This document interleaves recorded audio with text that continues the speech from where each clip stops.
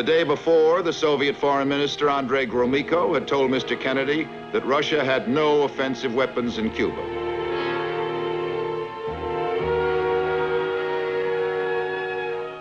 Suddenly on Saturday, October 20th, the president cancels his trip and hurries from a rain-swept Chicago back to Washington. The crisis now has reached a head. All week, reconnaissance planes have been sweeping the island of Cuba. The new intelligence photos are in, and now the evidence is unmistakable. It shows Russian IL-28 Beagle bombers capable of carrying nuclear weapons. And it shows more offensive ballistic missiles being emplaced. These are medium range. These are intermediate range. Both have nuclear strike capabilities. All of the Western Hemisphere, from Hudson Bay to Lima, Peru, is within their range. With the facts now before him, President Kennedy continues to meet with his top advisors and prepares to address the nation. Now begins a period of intensive public guessing.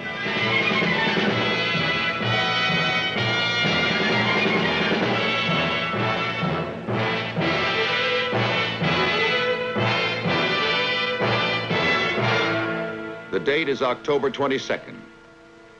I have directed that the following initial steps be taken immediately. First, to halt this offensive buildup, a strict quarantine on all offensive military equipment under shipment to Cuba is being initiated. All ships of any kind bound for Cuba, from whatever nation or port, where they're found to contain cargoes of offensive weapons, be turned back. I have directed the continued and increased close surveillance of Cuba and its military buildup. Should these offensive military preparations continue, thus increasing the threat to the hemisphere, further action will be justified. I have directed the armed forces to prepare for any eventualities. Third, it shall be the policy of this nation to regard any nuclear missile launched from Cuba against any nation in the Western Hemisphere as an attack by the Soviet Union on the United States, requiring a full retaliatory response upon the Soviet Union.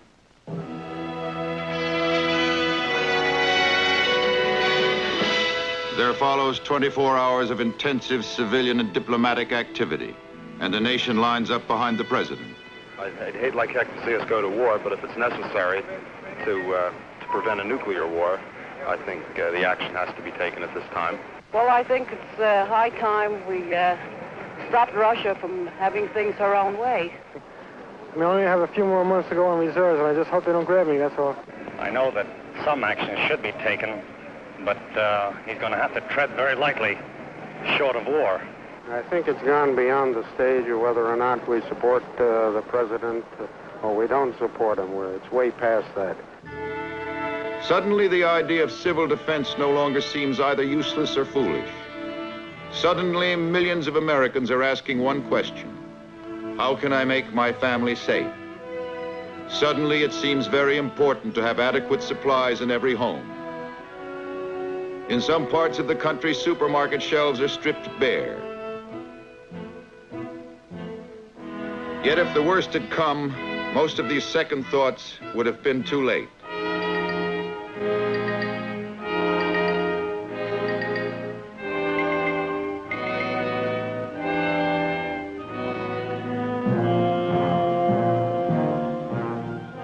Across the nation, local government authorities and civil defense organizations step up the pace of stocking their community fallout shelters with essential supplies.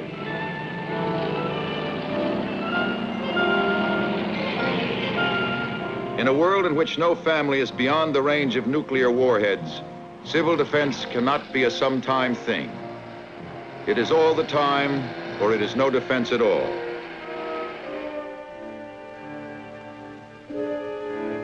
At the United Nations, Ambassador Stevenson takes America's case to the world. He asks Russia's ambassador, "Do you, Ambassador Zorin, deny that the USSR has placed and is placing medium and intermediate range missiles and sites in Cuba?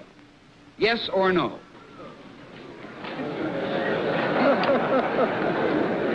You will have your answer in due course.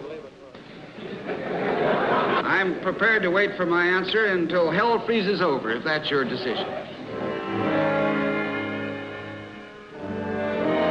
With support pouring in from the free world, President Kennedy signs the quarantine order.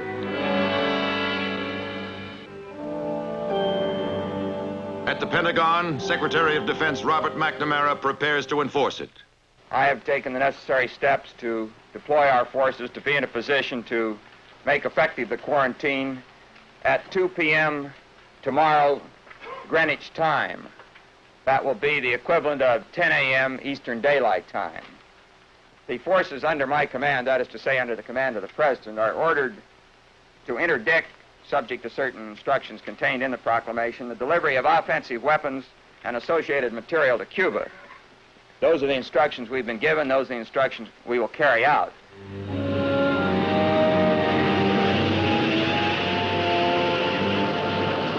Strategic Air Command B-52 bombers, already on a massive worldwide airborne alert, are now flying 24-hour missions.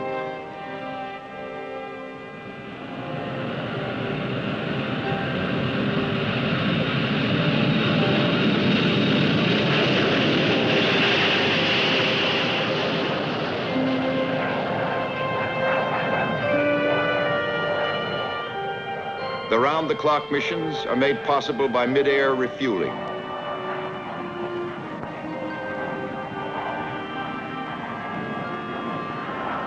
Before one B-52 leaves its airborne station, another is airborne to take its place. Air Defense Command interceptors and Tactical Air Command fighter and reconnaissance aircraft join Navy, Marine, and SAC to maintain watch on the 2,000 ships known to be in the Atlantic.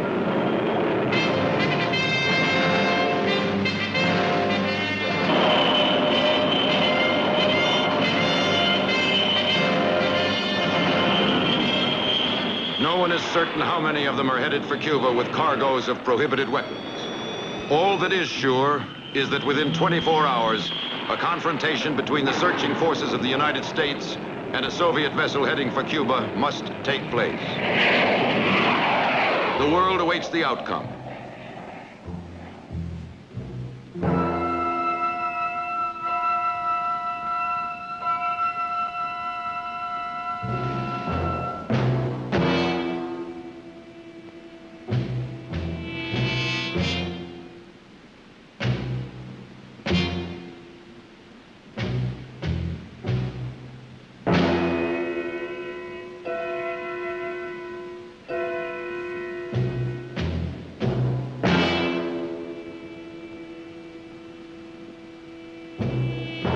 On Thursday, October 25th, the Navy intercepts the Soviet tanker Bucharest and allows her to proceed.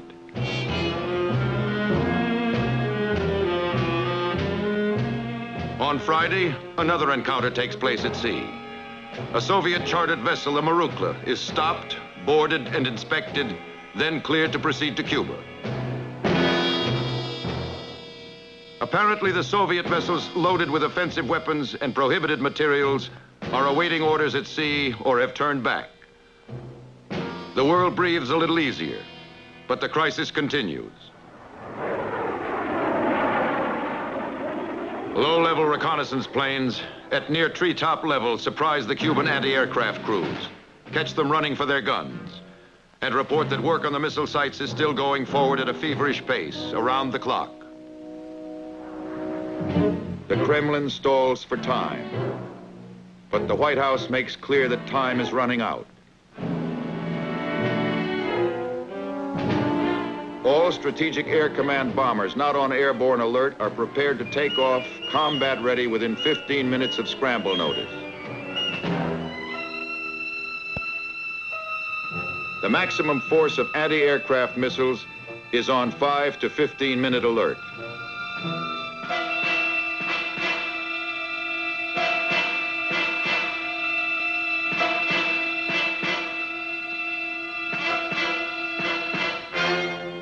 At headquarters, North American Air Defense Command, everything airborne within hundreds of miles of our borders is brought under intensive surveillance.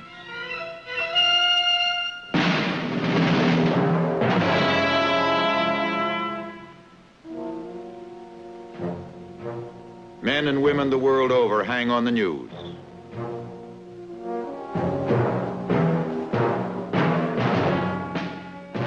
No one can be sure that he and his family will still be alive at this time tomorrow.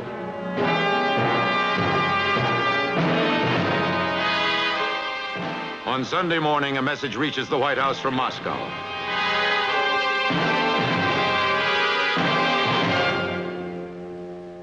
Press Secretary Salinger announces that Chairman Khrushchev has agreed to remove the missiles from Cuba and reads Mr. Kennedy's reply to the Soviet premier. The president already has left the White House to attend services at his church.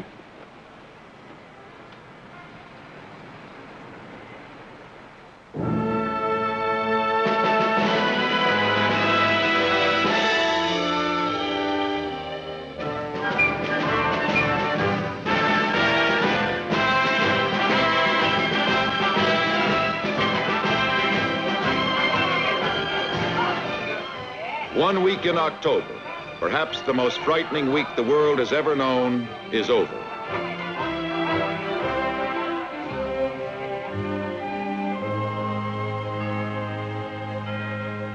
There would be something special to be thankful for when Thanksgiving Day rolled around. War had not come during that fateful 1 week in October. It might never come, but it might. And there could be no letting down. Low-level surveillance over Cuba would verify the fact that missile sites had been dismantled.